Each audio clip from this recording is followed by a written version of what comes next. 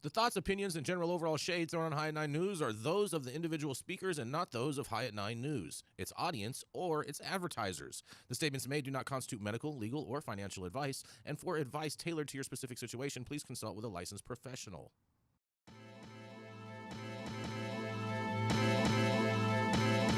Welcome to the High at Nine News Hour, where you will hear from cannabis industry experts and professionals from around the country talk about important topics while shining light on global issues and discussing cannabis as it relates to politics, regulation and reform, data and technology, science, research and medicine, family and parenting, art, celebrities and entertainment, fitness, sports, mental health and wellness, and plant-based medicines and entheogenics. Together, we are building a stronger community, fighting the stigma and creating change. With your hosts, Jason Beck and Rico Lamitte, joined by special industry expert correspondents from around the country, and daily antics brought to you by Cannabis. Coming to you live every Monday through Friday at 9 a.m. Pacific Time and high noon on the East Coast. And thank you all for getting high at 9 with us.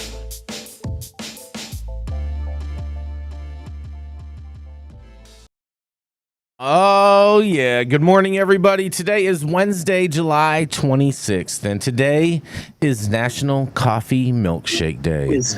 That just sounds all kinds of bad. It's also National Bagelfest Day, as well as National Aunt and Uncle's Day, on top of National All or Nothing Day and National Disability Independence Day. Oh, yeah. Thank you all for joining us and getting high at 9 with us. It's also high noon on the East Coast. And please remember to like, share, and subscribe to us on all social media platforms. Use that fancy little QR code right there in the top hand corner of your screen to see where we live on the internet. Excuse me. And we're live every Monday through Friday on YouTube and audio only on Twitter Spaces. And if you are joining us in Twitter Spaces, you can also participate in the show by raising your hand if you have a brief comment on the story most recently presented. But kicking it off first, we have the dope dad himself. That's right, it's Rico Lamitte, the Quasimodo caretaker, the flip-flopping specialist. And we're not just talking about pancakes and flapjacks. We're talking about real flippity-floppity. Oh, yeah, it's the dope dad himself, Rico Lamitte. Oh, yeah, Jason, you know what time it is. It's time to talk about New York City, New Trap City, as we like to call it. And first one's juicy, so let's get into it. Less than 2 weeks ago, we covered the story about a New York enforcement raid on Empire Cannabis Club. The family-owned and run unlicensed retail chain with 6 locations in New York City. Now, the members of the Elfin family are speaking out about the raid, saying that they're flipping the script and taking New York state regulators to court. But will they win? The drama began July 12th. Empire co-owner Jonathan Elfin says New York Police Department and state tax agents stormed into the Elfin's Chelsea location and seized about $60,000 worth of flour, edibles, vapes, and more. They then packed up the products into a red van and sped off. The NYPD hit squad in their attempt on a second Empire property on Manhattan's Lower East Side, run by Jonathan's sister, Lenore, wasn't so successful. Both siblings were placed in handcuffs and the staff was visibly shaken, but both stores have since resumed operations. In an interview with Forbes, Lenore said this: "We are going to court. This time is to prove our legality, what we believed all along, and how we're operating under the law," New York wrote. "We have to fight, and now is our chance. They came at us first." Anybody else in the room getting John Rambo First Blood vibes from that shit? I like that, Lenore. Keep on going, girl. Last month, New York's Office of Cannabis Management posted emergency regulations on unlicensed activities shortly after Governor Kathy Hochul's launch of an interagency task force consisting of agents from OCM and the Department of Taxation and Finance, ordered to seize unlicensed products and shut down illegal shops. The Elfins insist their business is legal, and they argue that their shop provides a concierge service where supporters pay a membership fee to gain access to cannabis products. Under New York's 2021 MRTA, membership clubs are considered legal due to a safe harbor provision for such business models. That's what the Elfins are basing their legal defense on 2021 rules. Although last month's move by Hochul to crack down on illegal players may have rescinded Empire's safe harbor status, They claim the city's cease and desist that was sent to illegal operators was dated from last year, 2022, back when Safe Harbor was still a thing. So the agents have no right to raid their shops, they say. Since launching in 2021, Empire's clubs have gained over 120,000 active members, and the family swears that they'll do all in their power to fight to continue blessing their followers with the product selection that they promised. Jonathan Elfin, a proud formerly incarcerated operator, told Forbes that he's confident that the family business is legal, and he's confident in their legal position. And if he loses, he's ready to do time behind bars again. I do everything because I know I'm right. If I am wrong somehow and I lose, I'll take 30 years. Let's get it on with. Hell yeah. High at 9 News will definitely be following the legal showdown between Empire and the state of New York closely and providing updates as they come. But what do y'all think? Will the Elfins come out on top? What would an Empire victory mean for the rest of New York's gray market community? Let's discuss. I'm Rico Lamitte, dopest dad on the street. What do y'all think about this one? Glad to have you on today, Luke, for this one. What do you think, man? Rico, I got a question for you first. So, in the article, are they suggesting the safe harbor provision that they're saying they're legal on? They're suggesting it was old, and that's why it's no longer applicable. Is that what you said? Because you said it was from a while ago. Yeah, the cease and desist that was sent to illegal operators was, they say that it was dated 2022, before the rules changed. They said Interesting. That the cops made a clerical error, so they are still operating under last year's rules. I mean, Yeah. I'd like to know Dale's opinion. He's Yeah. shaking his head. exactly. Good luck with that. Good luck with that. Part of the problem is that it's a gray area, and the law is black and white. When you're called in to discuss what you did, if you're trying to argue gray, it don't even get out of your mouth, because what does the law say? And if you even put a notice the law has been suspended, taken off the books, or you're told it's no longer applicable, and at what point do you really get much sympathy in the courts? So we used to have these situations here with these nonprofit mutual benefit corporations, and they set up speakeasies, if you will. People could, all kinds of ways to get around what you're doing is a felony. Okay, so that was litigated here in California a long time ago, and the dog doesn't hunt very well. So what we need is clarity, and what we're getting is gray. So good luck with that.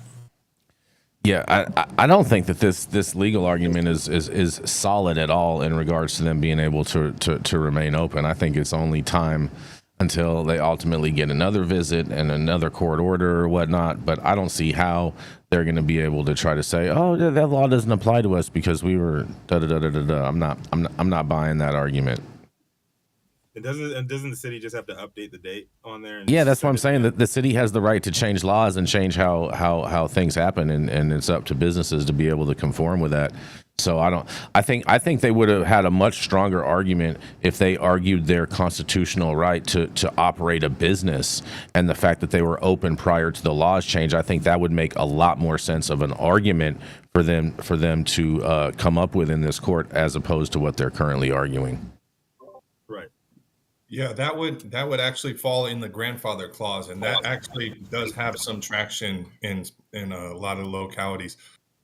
In this particular case, I don't see them getting far in the court system with this one. I respect the hell out of I'll do the 30 years and all that stuff. Sounds good until they slap that khaki uniform on you, and you got to do that 30 years. It's a whole different beat then. Yeah. Well, one of the problems is I don't know that New York has made marijuana or cannabis legal in a general sense across the state. And that's where these local jurisdictions have traditional police powers. And typically, as long as you're not in contravention of general law, they allow local jurisdictions to do what they want. But if marijuana or cannabis is illegal in New York, then how far can these local jurisdictions go trying to license or deal with illegal businesses? And the arguments about it's legal and it's not end up in the courts because these some of these statutes that get on the books assume things that the courts may not buy your assumption that you're operating an illegal business, and you're really not. There's a lot of steps to take, check off all those boxes, and the safe harbor gave you time to go make your application, continue to operate, get some time to get an application processed and through. But in the middle of that, they can still change their mind. So Is there any indication of why they have singled out this operator?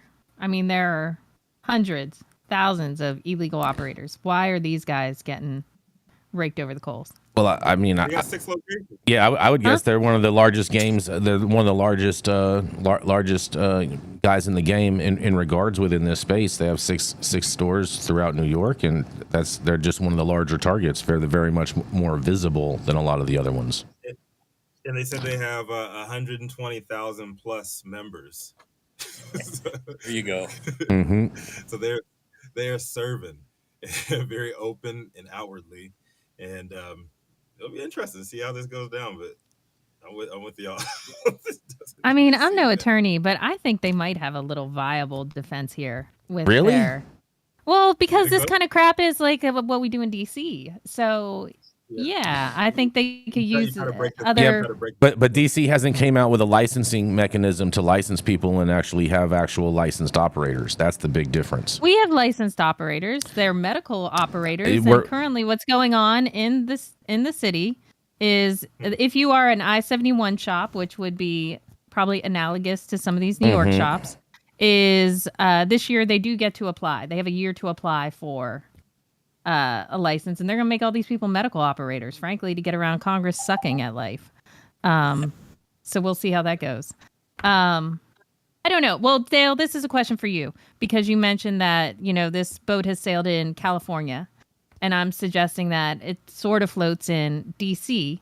How much do different state laws factor into a court's decision when looking at precedent, or are they only concerned with New York? Well, generally, you don't get out of a state's what we call stare decisis, or their court's decisions, unless there isn't a decision. Okay? And there's going to be similar decisions. The big problem that we still face, Gretchen, is that we have this split in jurisdiction. The feds still claim it's illegal, and so you've got to go fight that battle. California fought that battle in 2008 with the San Diego Normal case, and it was clear, no, federal law doesn't preempt state law here in California. Some other state could think that's differently, say, no, you can't make this legal because it's federally illegal. So those battles haven't been fought that I'm aware of. And trying to get around all of this by finding loopholes in the law works for a minute, but unless they gave people the affirmative defenses we got here in the Compassionate Use Act and in SB 420, I don't know where your legal grounds are, because you're doing something that's against the law. Yep, exactly. I'm with you, Dale. I think that they're not going to be successful. I just wonder, though, ultimately, though, is if the state ends up deciding to settle with Empire, and then they ultimately just give Empire a license and say, here, your 6 stores can stay open. Here you go. Well, that's always possible. Sorry, Luke. Go ahead. No, go ahead. It's always possible to do that, but if they came in with search warrants, I mean, there's 2 types. There's a criminal warrant and there's an administrative warrant. And the criminal warrant is going to end up in the criminal courts, and those can be discretionarily just walked away from. The administrative warrant, same thing. You get your enforcers can go in and do for nuisance evaluations during normal business hours, but they took a bunch of product, and what happens to that? We have those battles out here in California, Jason, where they come in and pinch a bunch of your product, and how do you get it back? You're not getting that back. Yeah, but they on this one, I mean, they didn't have warrants, and that's why Lenore stopped them at the second shop the first time. She's actually facing 1 year for obstruction, is what she said on Instagram Live yesterday. She's facing up to 1 year for obstruction for that, but they did not have warrants to enter the premise, and that's why they stopped all of them. Well, and then is it exigent circumstances? Did you actually see criminal activity yourself to give you the probable cause to go in without a warrant? See, those becomes battle. And if you make the battle hard enough in the criminal court, someone will just throw it out or discretionarily just not pursue it. What do you do with the product? continues to be a problem. I think there's two lanes of victory here too. I mean, obviously the court side of it and fighting the legal case of it, but I think this is also something that pushes public sentiment and public opinion too. So if you can get the people behind you in this aspect, I think that they may be able to sway, because at the end of the day, these municipalities are ran by politicians, and politicians want votes. Politicians have to listen to some of their constituents in a perfect world. But I think in this case, if they can get enough public support behind this, and I think that's part of the angle and strategy that they're trying to use here, even if you don't have a winning case, if you fight it all the way, you use the bravado of we're ready to go all in on this and take it all the way to the goal line, they might come out on the other end of this, maybe not winning in court, but maybe winning at the public level, and I think that could bode well for them. Yeah, but even then, they're gonna, if they, let's just say they have a jury, and anyone that already has a bias in regards to there is going to be eliminated from their jury, and it's not going to be hard to find 12 people in New York that don't give a shit about Empire or anything that they have going on. Well, I agree with Luke. I think that yes, PR can be a winner, and that it could help perhaps get things to go away, Jason, prior to going through a drawn-out legal battle, that the city comes to a settlement with them. You're going to do this. You have to apply for that, blah, blah, blah. Instead of, because the city's going to look bad. They can't get a marijuana market up and running. And apparently here is a very successful operating business with 120 New Yorkers who are supporting it. Why is the city going to shut it down when they can't get anything open? Well, because the thing is they didn't go through the city's process of what their whole process is, and their process is such like their golden child to the state of New York. So I'm not seeing all that one, Gretchen. But I do agree with you though that PR opportunity. I do agree with you that PR we want to work helps. with them. I love to hear Gretchen going for the trappers on this. What the heck? I it's one of those days. It's one of those days. Oh, I'll go for the trap today. We're gonna go to a commercial. We're gonna be right back.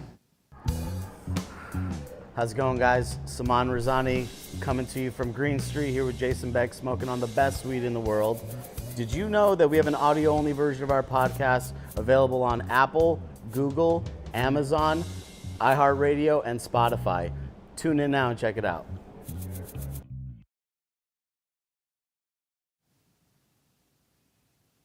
He's the cannabis industry's longest continuously operating retailer, known for smoking the best weed in the world, and known by various aliases, depending on where you catch him. Jason Beck, what do you have for us on this beautiful? Oh, yeah. Good morning, Rico. Man, I have a sad story for all of you out there from Ohio, because supporters of adult use marijuana in Ohio have 10 days to collect about 700 valid signatures for the ballot. That's right.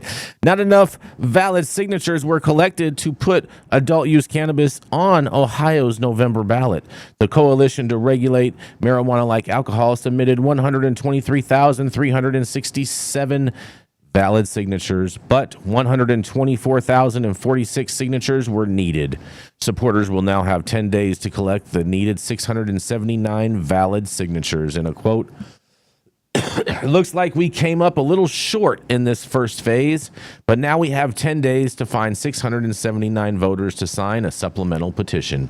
This is going to be easy because a majority of Ohioans support our proposal to regulate and tax adult use cannabis. Tom Herron, a spokesperson for the Coalition to Regulate Marijuana Like Alcohol, said in a statement, "This would legalize and regulate cultivation, manufacturing, testing, and sale of marijuana to Ohioans 21 and up. It would also legalize home grow for Ohioans 21 and up with a limit of 6 plants per person and 12 plants per residence, and impose a 10% tax at the point of sale of each transaction." The Coalition to Regulate Marijuana Like Alcohol submitted 223,176 signatures earlier this month, and Franklin County submitted the most valid signatures with 26,090, followed up by Hamilton County with 18,097, and Cuyahoga County with 14,073 signatures. The proposal was submitted by citizens through an initiated statute, so it is not an amendment to the state's constitution, and it's not affected by issue number 1. Early voting for August 8th special election is currently underway, where Ohioans will decide if they want to make it harder to amend the state's constitution. Ohio legalized medical marijuana back in 2016, but the first dispensary didn't open until 2019, and there are 370,287 registered patients in Ohio and 174,591 patients with both an active registration and an active recommendation as of May 31st, according to the Ohio Medical Marijuana Card Program. There is another way adult use cannabis could be legalized in Ohio. State Representative Jamie Callender, Republican from Concord, and Casey Weinstein, Democrat from Hudson, introduced House Bill 168, in which would allow Ohioans 21 and older to cultivate, purchase, and possess marijuana. And this bipartisan bill is currently in House committee. Well, I think this is kind of a walk in the park for these guys in Ohio to get 700 signatures in 10 days. I mean, if you guys can't get 700 signatures in 10 days, maybe you guys probably shouldn't have adult use cannabis on your ballot in the first place. But nonetheless, this is Jason Beck for the High at 9 News. What do y'all think about this? That's a very high bar for them, huh? 700 You is a think high bar. 700 signatures is difficult? I could do that in my sleep. I can get you 700 signatures before the end of today. Oh, No, go stand out front of a nightclub for one It's night. not hard. I would hope. A nightclub, I would hope one so. night. Mm-hmm. I mean, but it has to be registered voters, and a lot of people that go to Correct. nightclubs don't vote. Listen, that is some bullshit right there. It's true. That was like one of the most bullshit statements I've ever heard you say. true. It's true. Well, sadly, I agree with Jason Beck. Yep. I would do some door soundbite that. knocking for this effort if I were them. I mean, just There's stand. They just got to stand in. I mean, what they really should do is just stand in front of some head shops. You know what I mean? No, they don't vote either. You need to go to old folks' homes, retirement homes, handing out the topical, and get them to sign up. Go outside a I'm not gonna hospital. argue with that one. That's a good Yeah, method. that is not You bad. need to go Really find the solid old method, people. actually. Old people vote.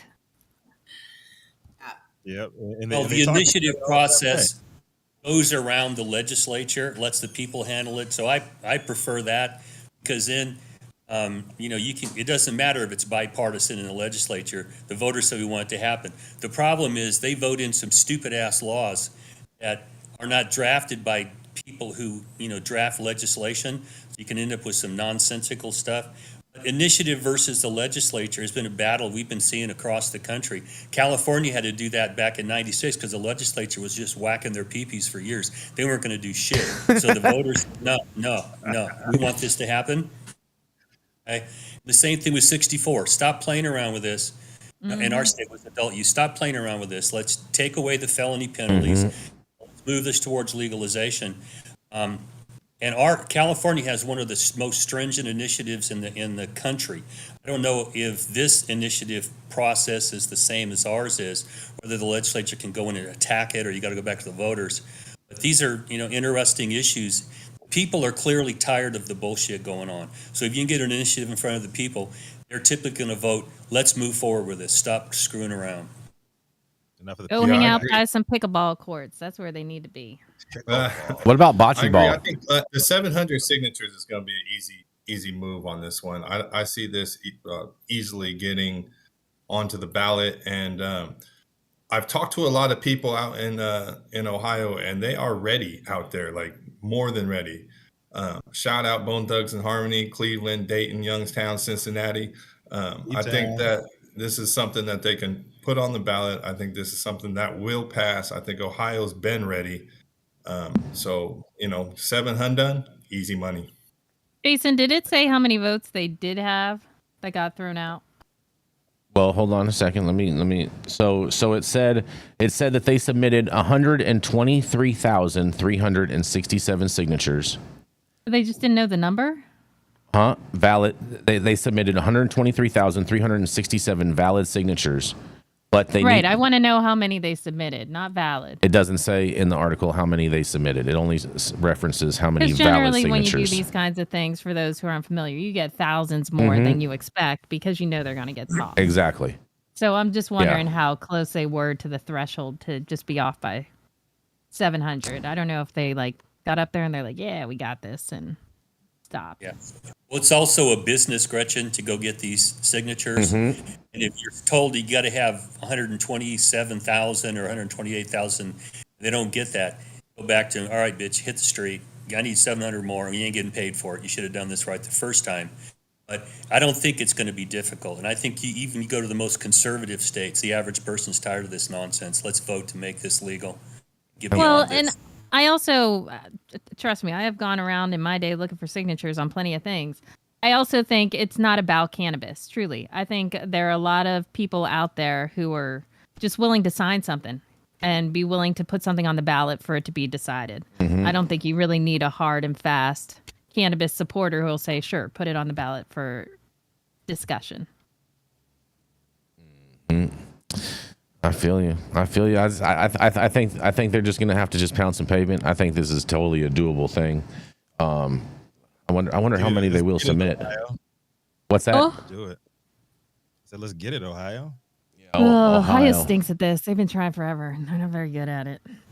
It's a shame, man. It's his fault. John Boehner fucked up the Ohio game, man. Oh boy, you guys are funny. All right, we're gonna keep it moving. Coming up next, it's our feisty redheaded conservative who loves to tell pot loving libs all about themselves. That's right, she's the founder of Panacta Strategies and our very own Washington insider. It is none other than the Gretchen Gailey. Morning. We're already running behind because that's what we love to do. So I'm going to keep mine sweet and short. From WBAL, recreational and medical sales in Maryland rake in $42 million over the weekend. Maryland made $42.6 million this past week in both recreational and medical cannabis sales. The new numbers beat the first week when recreational cannabis became legal in Maryland. The state brought in $21 million in sales during the first week. That's the extent of my story. Talk amongst yourselves. How's Maryland doing? Are they good for coming out the gate with 42 million in the first 2 weeks? What's the population in Maryland, Gretchen? Not a lot. Exactly. I don't know. I Maybe think 9 million. I'll look. I don't know. I think 42 million is a lot for them, and this is what they've done in total revenue. This is not the tax allocation, correct? Yes. They have 6.165 million. All right. See, it's not that big. It's not a ton of people. Yeah, that's a lot of money for them to do. I see why the hemp dealers are pissed off. Yeah, how are they doing those kinds of numbers when you only can buy like an ounce at a time? Well, as you recall, when you were mistaken, when I brought Maryland stories to you before, Jason Beck, that if you had a medical license prior, you had to convert to adult use. So all these shops immediately turned over. And were ready for adult use. So they had over 100 stores already open, ready to roll on day one. They were transitioned. I mean, 42 million divided by 100 stores. Hold on a second. I don't know you want me to find out the exact number for you? Either way, I think they're doing good. Math. I think that shows that the East Coast loves them some cannabis. Why not? Let's do this. I think Maryland's been doing all right with their rollout. I think there is also excitement behind Governor Wes Moore and his initiatives behind it. We'll see. What was the time period that they did this money in? Because it definitely wasn't one weekend. It says 2 weeks. Oh, first 2 weeks. 2 weeks, they've done 42 million. Okay, first 2 weeks. So that is the average. Let's just say that they have 100 stores. That's 420,000 a store in 2 weeks. I'm not sure. Maybe, possibly, but I doubt it. I think these numbers are a little skewed. I think someone added a zero. Well, what cannabis does go for on the East Coast is a tad more. There's true. like New York valuations. That's true. And I do think like people were ready out there too. Like I was hearing a lot of chatter about the Maryland market even before it popped. I think they were ready. That does sound like doing great numbers for the first 2 weeks. I mean, it took our store a year before we were hitting $1 million a month. So, hats off to Maryland. Yeah. Especially for such a small state too. Like, they're really good numbers. Yeah, they must be getting all of the overflow from Virginia coming into Maryland. That's No, that's not happening. People do not like to cross the river. people. No. I mean, people are definitely Virginians are doing not that. going to Maryland. I guarantee They might. you. They 100% No, are. If they did, No, if they they're don't doing care. numbers like that, there's People have definitely been some making Virginia dollars in there for drastic sure. sacrifices on behalf of this plant access. So I think a lot of this could also be driven by tourism. I think this is a lot of beachgoers. Oh yeah, because so many people want to go to Maryland for tours. Hey, you know what? Yeah. We do have the beach, but that's where you go to the beach. It's either you go to Maryland or you got to drive really far down to Southern If you're on the Virginia East Coast, you go to the beach. Florida. And Maryland is known for popping Virginia residents trying to get shit across borders. You don't fuck with Maryland. They're heavy-handed on the police and enforcement in Maryland. So I don't think there's a lot of Virginia people. I could see people coming down from Pennsylvania. So Yeah. I'm just saying, you get a lot of people who are crossing. Jason Beck, you may find this hard to believe, but when I was a small child in Pittsburgh, if I wanted to go to the ocean, we'd had to go all the way to New Jersey or Maryland to generally go, or Delaware. I believe that. That's or geographically my parents would lie correct. to me and tell me that Lake Erie was the ocean, which they call the Polish Ocean. And then we'd be like, "Mommy, where are the waves?" And they're like, "It's a quiet day. It's a quiet day. Shut up. Go play in the sand." That's what they would call. That's what they would do to us. Oh boy. So that's we got a lot of Polacks in Pittsburgh, so we don't care. Oh man. There are. I'm just saying. So yeah, so it does not surprise me. A number of Pennsylvanians go to Maryland for the beach. Real trap shit. And I'm sorry for all the Polish I've offended, but oh man, you've offended so many Polish. The Polish Ocean. So many Polish dogs All right, are wrap offended it up. right Move it now. on. Let's keep it going for once. All right, we're gonna keep it moving. We're gonna go right into a commercial. We're gonna be right back. The Control Tower from Highly Educated has perfected the dab. Utilizing the concept of thin film evaporation, you can waste none of it and taste all of it. The micro texture of the SE pillar increases nucleation at elevated temperatures. And with the tower propelling at 2,600 RPMs, it's certainly the most efficient dab experience to date. The Control Tower from Highly Educated. Oh yeah, stop whatever you're doing. Make sure you hit that like button. Make sure you subscribe to the channel if you're not already subscribed. And also check out our website. You can see all the articles, all the stories, everything on top of merch. And make sure you sign up for our newsletter as well. Share it with your friends because organic growth is the best growth. Keeping up to date on the evolving policies of relevant state, local, and federal governments is key to success. When the future of your business is at stake, you need representation as dedicated as you are. With a maze of laws and regulations surrounding cannabis, hemp, and psychedelics, knowing where to begin can be a challenge. Good thing the law offices of Omar Figueroa features a skilled, highly focused team ready to guide you through it all. They're accepting new clients in California and New York. So make sure you check them out at info@omarfigueroa.com.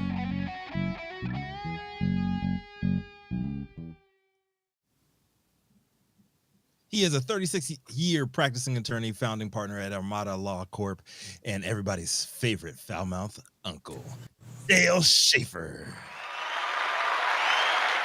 Morning, everybody. I've got a story that involves one of those boring parts of the law that few people know about until you end up getting bit on the ass by it.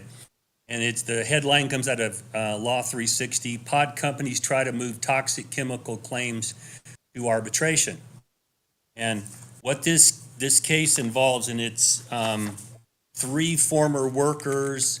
I don't know if I'll screw their names up. Arsenault, Pappas Smyrus, and Feliciano, a bunch of Irish boys, okay?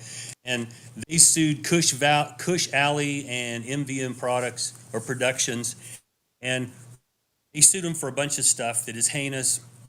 They weren't paid appropriately under our labor code. They were forced to be involved with chemicals without proper PPEs or personal protection equipment, things like that. They weren't properly trained in the use of these, herbicides and pesticides, and they were told to lie to regulators when they came in looking for pesticides and blah, blah, blah, blah, blah. And so what they did is they quit and they sued for constructive termination because these companies are violating the law. Well, it turns out that part of their employment onboarding was that they signed a separate arbitration agreement. And this arbitration agreement it locks you into anything and everything that you could possibly think about suing the company for. You got to go to arbitration. Now, I'm not against arbitration. I use these clauses in my contracts a lot. I've also arbitrated cases before, so I'm comfortable with it. But some of these claims may not easily fit under an arbitration clause. And these involve violations of California's labor law, especially. But in California, if you make a complaint to the labor board, they can take action, or you can be given the right to go sue separately. So these statutes are going to have to be looked at individually to see, can you really force these to arbitration? Because what the defendants did is they filed in the civil court a motion to stay the proceedings and compel arbitration. And they went through a lengthy array of why this, is not unconscionable and against public policy. We'll have to see, because my experience, the people we're looking at here, their claim they were integrated pest management specialists, whatever the hell that's supposed to mean. One guy was a manufacturing associate, and next thing you know, he's an integrated pest management specialist, which tells me their categories are bullshit. Just some guy was hired and stuck into a room, told to burn sulfur and go back in and tend plants or spray stuff on there. And if somebody comes in from the state, lie to them, hide this stuff, don't tell them what it is. These are laws that are designed to protect the public. So whether they can force these into confidential arbitration is going to be something to watch. And for people who don't know about this industry, if you've never dealt with litigation before, and you don't know what arbitration is, and they stick something in front of you that clearly says in bold light letters, arbitration, you give up your right to go to civil court. If you just scribble your name like you're signing terms of service on the internet, you're liable to have that come back and be shoved up your ass. And these folks look like that's what's going to happen. Now, I've gone to court and forced people to go to arbitration. We just did one recently in our firm. Somebody was dicking around. We went to the civil court. The judge told him, if you don't go do this, I'm going to find you in contempt. And he schlepped over and did arbitration. But you don't get any public information about what happens with this stuff. Okay? I don't know if any court's going to want to consider whether there's a public policy to keep some of this stuff in the public or not. We will see. But be careful when you sign arbitration agreements that you really understand what you're doing. And take the time, and if it's implied to you that you have to sign this, you can't work here, you may have some arguments as to why this is not enforceable. So there's another one of those boring parts of the industry that will bite you on the ass if you ain't careful. Throw it back out to the group. What do you guys think? I mean, Dale. So were any of these any of these products that they're claiming, the chemical claims, were any of these did they list any of these with the state that they actually had them on their site? The claim is that several of them were illegal. Okay, or if you're going to use them, you have to have a special federal license to administer this stuff. None of which they got. Part of the claim is weren't trained properly. So I'm going to assume some of the stuff you might find out in illegal grow in the forest where someone was dumping the shit on there to keep the deer away and to kill the field mice and to kill fungus and stuff like that. It's just not safe for use on cannabis. So it is also too possible too that some of these employees could later on come around and file some other type of counterclaim as far as a hazardous workspace too against these companies, correct? Well, that's where I think this gets kind of confusing.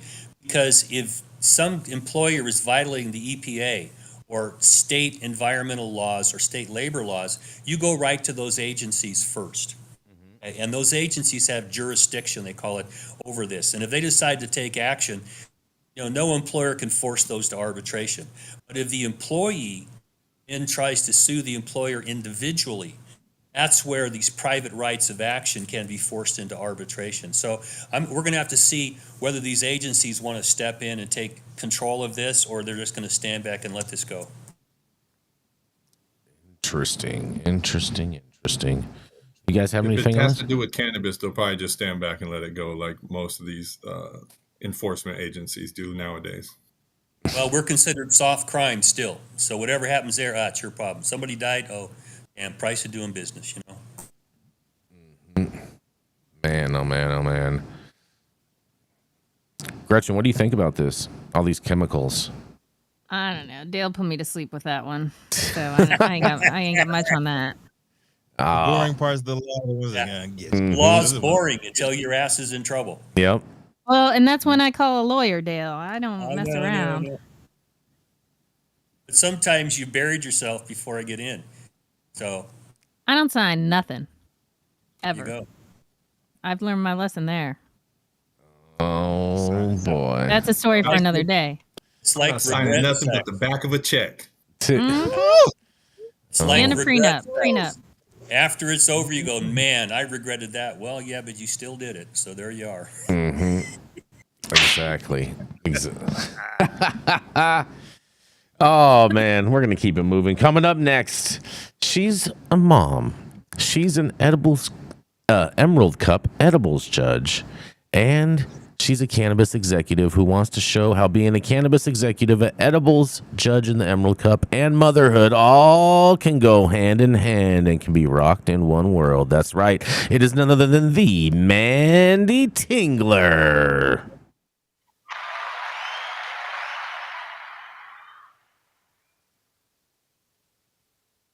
You're on mute, Manndie. You're on mute.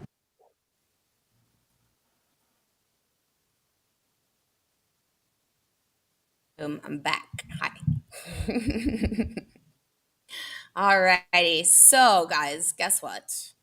Haven't had a recent update on all these new proposed legislation that's getting passed through or being reduced to ash. I'm about to recap it all for you.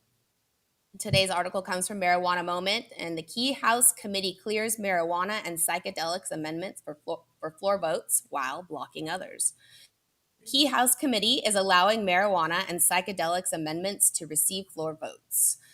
Measures, which are being proposed to attach to a large-scale spending bill focusing on allowing U.S. Department of Veterans Affairs doctors to recommend medical cannabis to military veterans and promoting research into substances like psilocybin and MDMA.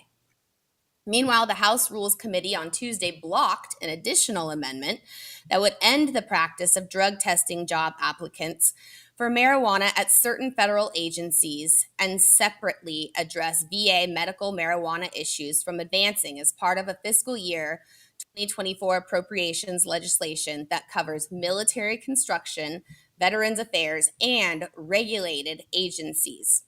Earlier in the month, the committee blocked more than a dozen other drug policy reform amendments, unfortunate, that were proposed as a part of the National Defense Authorization Act. The current spending bill, two sets of bipartisan lawmakers had separately filed identical amendments to provide protections for veterans who use medical marijuana in legal states, as well as doctors at the VA who issue recommendations to allow participation in such programs. But one of the measures was revised ahead of the committee meeting to specifically prohibit the use of VA funds to ensure provisions of existing directive that bars doctors from making the medical cannabis recommendation. That amendment, which is now advancing to a floor vote, was introduced by the co-chairs of the Congressional Cannabis Caucus and Republican Brian Mast and Earl Blumenauer, which is a Democrat in Oregon, Dave Joyce, Republican out of Florida, and Barbara Lee from California. They were later joined by other Republicans, McGovern, Gates, and additional co-sponsors. At Tuesday's Rules Committee hearing, Mast urged members to allow the reform to get a floor vote. He described his own experience as a military veteran who was administered a slew of addictive prescription drugs while he was incapacitated from an injury. He suggested that veterans should have the ability to use cannabis as an alternative form of medication doesn't come with the same detriment to their families as potent legal narcotics. This made me so excited to hear somebody say like this. Mast says that veterans are in a situation with our VA hospitals where their doctors are not able to have real, honest discussions with them about the medication of cannabis use and whether it's a good or bad choice for them. Republican Ralph Norman from South Carolina asked for clarification around the amendment and concluded that it's, quote, amazing that that's not allowed for VA physicians to help their patients qualify for state medical cannabis programs. The cannabis amendment that was proposed and is not being allowed for a floor vote would have more broadly prohibited the VA from using funding to interfere with veterans' participation in state medical cannabis programs, doctors filling out recommendations, or to deny benefits to veterans who use medical marijuana. There's been all kinds of legislation for years in Congress to ensure veterans receive the care that they deserve. But for some veterans, that care can include medical cannabis, Stube said in a press release. VA should not preclude a veteran from benefits as they use legal cannabis products in their state. This is a bipartisan issue, and I'm hopeful that colleagues on both sides of the aisle will support this amendment. The summary of the proposal posted by the Rules Committee says that it increases and decreases the medical and prosthetic research account at the Department of Veteran Affairs to ensure the VA conducts at large-scale studies into the efficacy of drugs that the FDA designated breakthrough therapy status, treat post-traumatic stress disorder through the VA, and administer drug-assisted therapy trials. These psychedelic measures and the Veterans Medical Cannabis Amendment that are advancing are expected to be brought up on the House floor as soon as this Wednesday, so today. Another amendment, which the panel blocked from advancing, came from Republican Robert Garcia from California. Representative Robert Garcia from California. He is a Democrat. Let me just make that clear. Would have ended the practice of drug testing job applicants for marijuana at certain federal agencies. Filed an identical amendment to the suspending legislation of agricultural, rural development, Food and Drug Administration, and related agencies, which the Rules Committee is scheduled to take up today. You guys, this goes on and on. There's a couple more paragraphs that I'm going to spare you because we're going to have the rest of this article on the website, but I'm very excited about this legislation. There's a lot of talk going on. There is obviously the same authors and folks proposing a lot of this legislation, but it's important topics that are coming up. And this is a really great recap article. So I highly recommend that you visit the website and check out the rest. There's a lot happening today, so pay close attention to Cannabis News this evening to see what the outcome is. And this is Manndie, or AKA Carmen Sacramento, coming to you live. High at 9 News. What do you guys think about all these proposed legislative options that we're talking about here? Go ahead, Bill. I'm a veteran. I'm disabled. I have VA medical benefits, and it's bullshit. I've been there, and the knuckleheads who the triage doctors taking you won't talk to you about this. They want you to drug test before anything, and I told them, look, I had a piss in a bottle when I was in the Navy. I had a piss in the bottle when was under court supervision, so you got a warrant, I'll let you know. Otherwise, a lot of the stuff that's happening is not for medical purposes in the VA because of politics. And you're going to have to break through this with clear legislation that smacks these people on the head, because the echelon up above these doctors, they don't want this to happen. And the doctors are pussies. They don't want to fight them. So you end up having to deal with these guys, they're the physicians that are there. They don't want to play this game. It's too much trouble for them. So the poor veterans end out in the street out there. And if you show up with a positive marijuana test, it affects your gun rights. I mean, there are a lot of things that go along with this.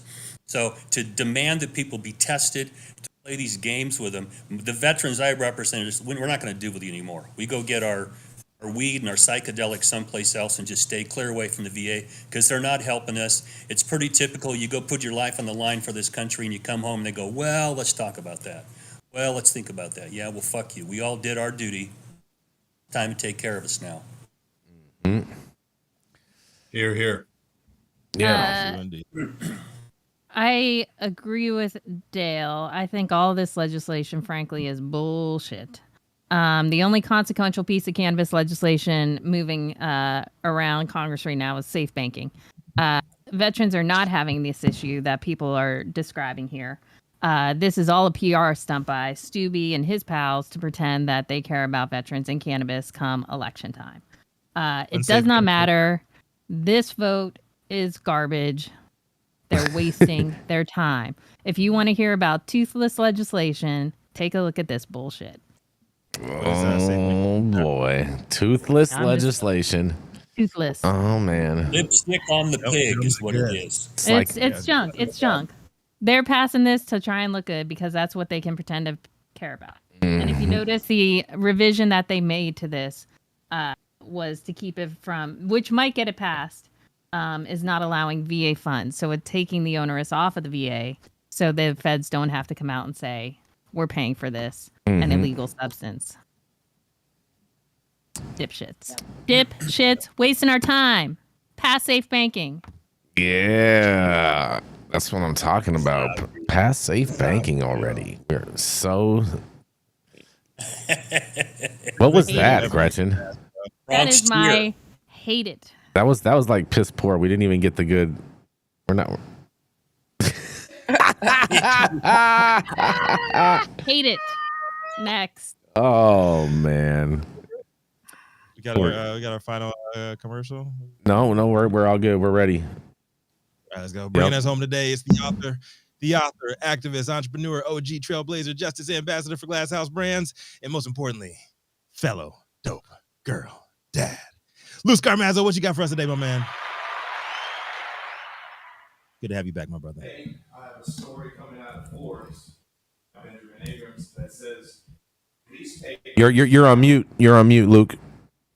Luke, you're on mute. You need to unmute. There we Sorry go. about that. No worries. There's still a learning curve when you get out of prison. It's My all bad, good, baby. audience. Good morning. Happy Wednesday.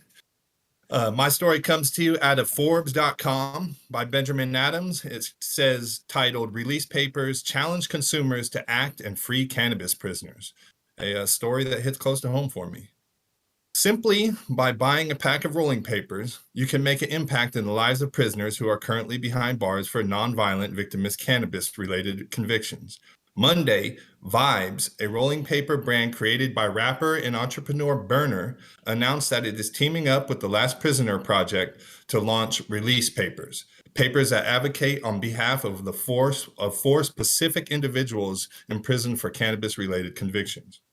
This includes some of the most cruel and hypocritical prison sentences that still somehow stand, such as the case of Edwin Rubiz, who is essentially did the same thing as any licensed distributors now do in dozens of states, but received the equivalent of a life sentence with 40 years behind bars. Hector McGurk, on the other hand, delivered cannabis in tractors and was vilified in the media as a drug kingpin, and was sentenced to life after a hung jury failed to find him guilty the first time. Mohammed Tahir and Ricardo Ashmead are also both serving over 20 years for cannabis-related offenses. Today, many people in legalized states take freely consuming cannabis for granted, said Stephanie Shepard, the LPP board member and director of advocacy, tells Forbes in an email. The goal of Release Papers is to remind consumers of the people that paved the way for this industry but are still being unjustly punished for the same action. An insert with the constituent's name is inserted in each pack, which makes the user stop, reflect, and take action before they roll up for justice. Release Papers aims to transform rolling cannabis into an opportunity to educate and engage the public to participate in advocating for prisoners. Each paper includes one of the name of the incarcerated people. Consumers can scan the QR code of the rolling paper that takes them to a website where supporters can sign the Clemency Now petition, urging President Joe Biden to release federal cannabis prisoners and participate in a letter writing program, which sends letters to the 4 featured inmates. So many people are still locked up with lengthy sentences related to cannabis, while at the same time, so many states have made up their mind that cannabis should be legal. And those states are where the people are still serving time, which makes absolutely no sense. Campaigns like this are part of who I am. We have to speak up, stand next to, and support causes like the Last Prisoner Project. I helped raise awareness around Richard DeLisi, Corvain Cooper, and soon Robert Deals. There are so many people to fight for, and I need your help to fight for their freedom, said Berner, founder of CEO of Vimes. So this has a lot to break down on. There's a lot of layers on this. I love that everybody's coming together to raise awareness. I like that Berner and Last Prisoner Project collaborating on this and coming up with an idea. The release papers is a dope idea. The only knock that I have on this is that I wish that we would do more than write letters and send raise awareness. I feel like the raise awareness, I mean, it's important. Listen, I do it all the time. It's important to continue to speak the names of the people that are still locked up. But let's use some of these resources to attack the problem at its core. We have to get in front of the people that can make decisions. We have to get in front of the halls of power. We got to go hang out with Gretchen over in DC. We have to go do when I was in prison and I would receive a letter, that's great and all that stuff. And it makes you feel remembered and not forgotten. But at the same time, if you took that letter and wrote it to a senator that maybe was on the fence about prison reform or cannabis reform, or wrote it to somebody that can actually have an influence, a judge maybe that I have my clemency or a compassionate release petition in front of, those are the things that I think can be more effective. I applaud the effort that they're doing. I love that they're going forward and making an impact in this space. If we can focus it more to where I think that impact can be more effective, I think that would be great. But I still, that's off to Berner and the Last Prisoner Project. A lot of the people that are in there that they're advocating for and have advocated for, I know personally, Corvain, Richard, both very good people. Edwin's doing a gang of time. Mohammed, everybody calls him Mo. He was in the prison that I was in Louisiana in Pollock.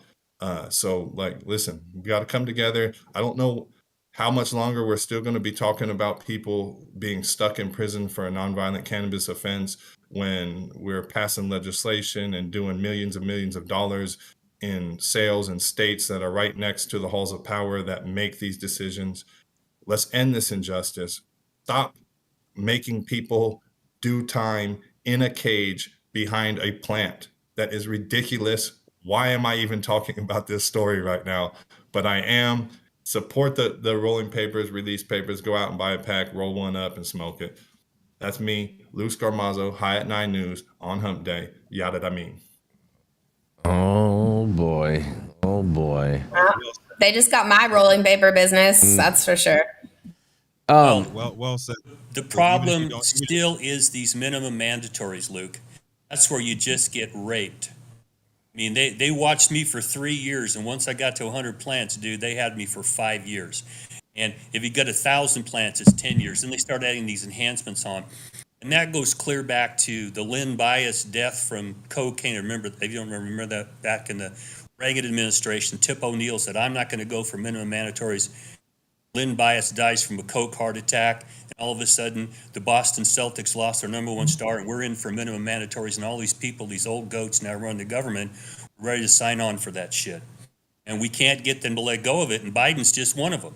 He was happy to sign on to this stuff. So was Clinton. So I'm not defending Democrats. It's not any one particular party's fault. They all got on the feeding frenzy. And I don't know about you, Luke. I remember them escorting guys off the campus who had been wrapped into this crack cocaine disparity, and they just told them, you're done. They'd kick them out the door. You got to leave. Why can't we have something like that? And I agree.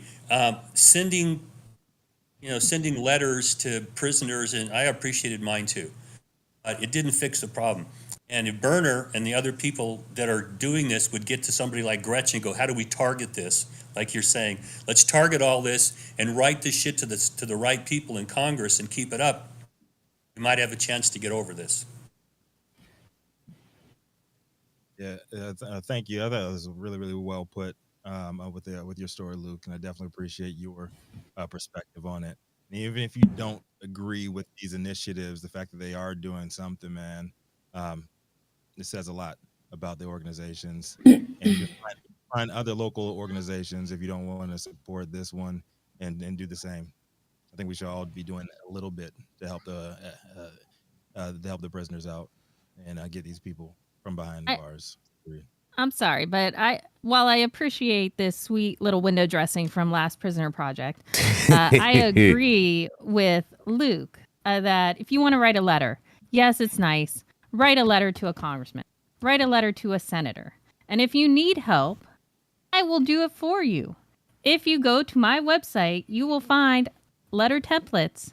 And I would love to work with you, Luke, on one specifically on this issue that we can post. And also on my website, there is a place where you don't know who your representatives are. Click a button.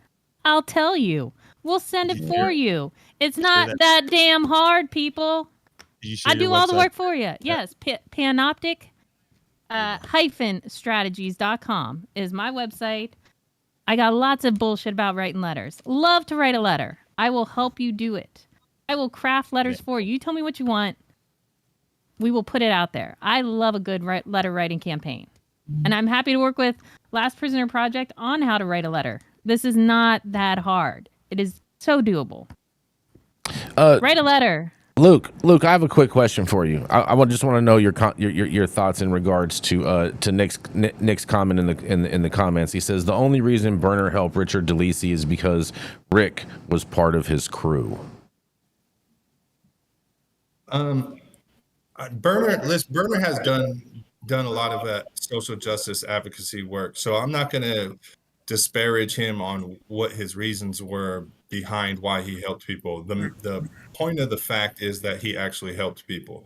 Whatever your motives are for doing good, are your own motives. So Richard is a good dude.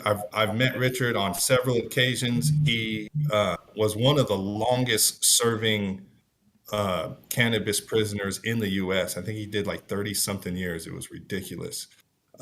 But he's out now. He got his own brand, Delicioso. Support it if you see it in stores.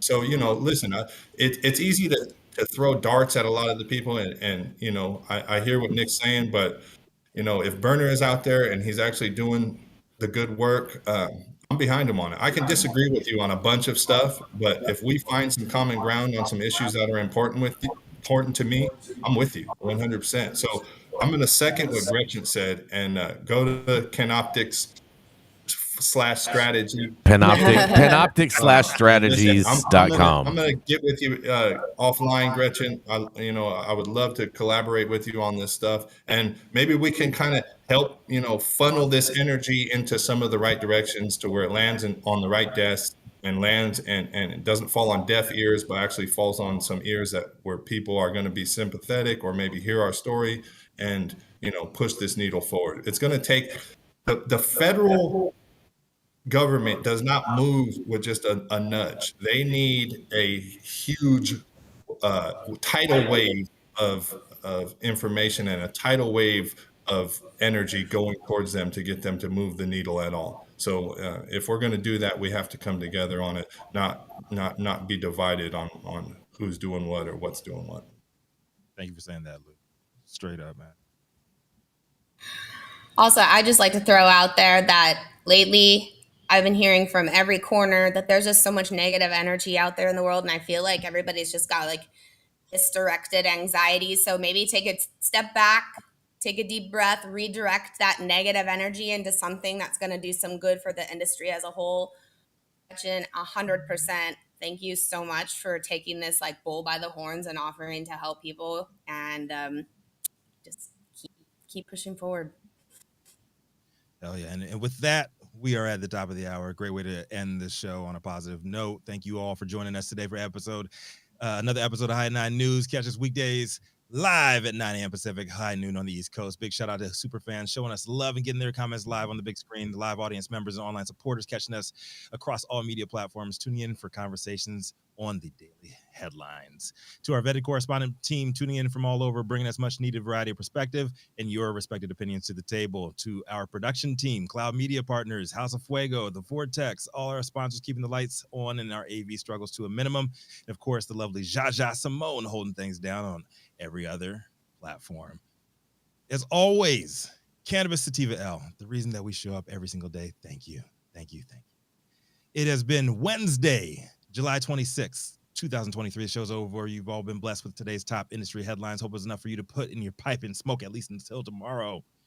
Lou Scarmazzo, you got the outro today, my man. What you got for these good people? Well, on Wednesday, I'm just going to go ahead and echo a few more names. I'm going to say free Frank Rogers, free Bubba Johnson, free Mandy Carlson, and free everyone else who's still incarcerated for cannabis. But we still need to do that. Don't forget. Come together. Come watch High at 9 News and see where we're doing the real work, covering the real stories. And we out.